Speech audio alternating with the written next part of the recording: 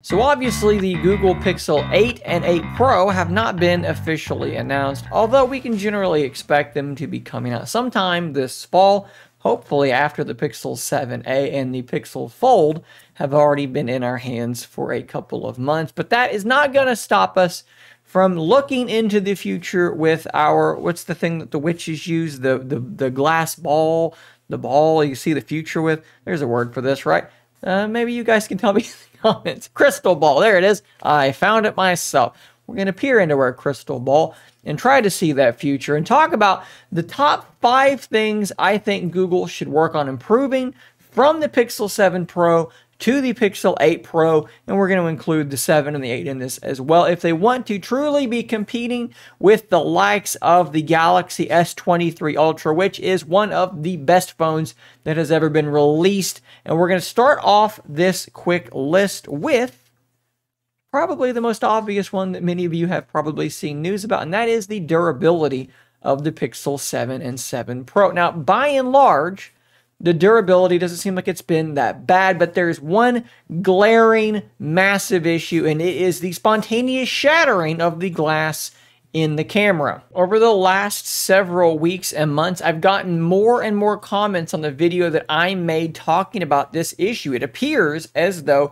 the metal framing on the back of the Pixel 7 camera is susceptible to the changing of size with temperature. If you are in an area that has extreme colds, extreme hots, and maybe a situation where it goes back and forth between being very cold and then warming back up, or vice versa, that expansion and contraction of the frame around the camera might be what's responsible for the glass shattering, which you've seen in some of the images that I've shown. This is a really big problem, and in my original video, I kind of talked about how it seemed like it was only happening to a very small amount of people, but again, I've gotten more and more comments on that video, enough that it has become quite a concern, at least for me going forward. Google has to be aware of this, and has to be something that is outright fixed in the Pixel 8. They have to fix this, and moreover, they need to start fixing this for people that have had it happen with the Pixel 7 and 7 Pro. They don't need to be fighting people on warranty stuff for this occurring. It is their problem. It is a defect in the device, and they have to take care of that going forward. I also do want to point out that my brother bought a Pixel 7 Pro, and his screen cracked, and he is not exactly sure what he did to crack it. Maybe he leaned against something with it in his pocket, but he's not sure. It was in a case, I think, if I'm remembering correctly. So maybe there are just some overall durability concerns there in general. Let's make the Pixel 8 a lot more durable. Now, while we're talking about the glass on the camera, let's just stick with the camera a little bit longer. Now, don't get me wrong. The camera on the Pixel 7 Pro is absolutely phenomenal, and I would stack it up against any camera on the market, and it's going to perform quite well. There's only one place that I would love to see improved, and this is not really like an issue. It's just like more of a wish that I have. I have become quite spoiled by the 10x optical zoom on the Galaxy S23 Ultra, and I would love to see improvements made to the zoom on the Pixel 8 Pro. Now, bear in mind, if we take the 5x zoom on the Pixel 7 Pro and we bump it up to a 10x or a 7x or an 8x, anything higher on the Pixel 8, that does necessitate the needing of another zoom lens. And I can kind of explain this very quickly. Basically, with the S23 Ultra, there's a 3x telephoto and a 10x telephoto. And the reason that they do this is so that you have good quality zoom all the way through the spectrum, right? At 1x, you're fine. 2x, that's digitally punching in. At 3x, that is now optical zoom. So then from 3 up to 10, we're doing hybrid. We're using the optical zoom plus some digital zoom.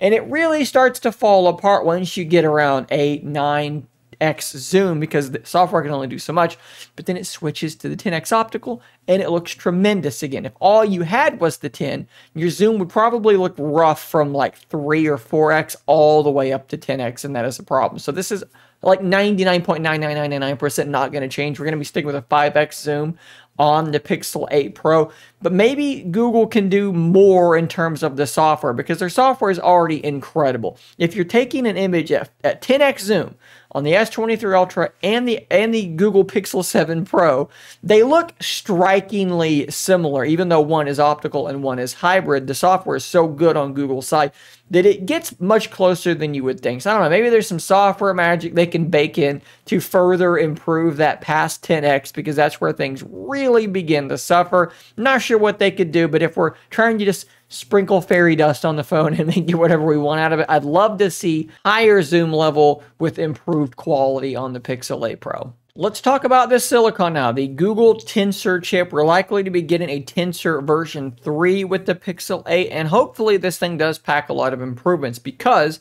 the Snapdragon 8 Gen 2 is a wildly improved processor. So Google's going to have to do a lot to try and keep pace with Qualcomm's newest chip, and that is what is in, of course, devices like the S23 Ultra and the Z Fold 5, of course, when it comes out as well. So specifically, what do we need to see out of the Tensor G3? Well, we're going to need to see improved efficiency because that Snapdragon is incredibly improved in terms of efficiency. The battery life on the Samsung phones are far improved from where they were before, and Google's going to need to match that. The Pixel 7 Pro's battery life was very, very good, but it does not touch the S23 Ultra. So let's really work on that efficiency for the Tensor G3. But another complaint a lot of people have is with sustained performance in gaming. The Tensor does tend to get hot and potentially thermal throttle. So if you're playing something like Genshin Impact at maximum settings, you may be seeing deterioration of your frame rate over time. So let's improve that GPU as well.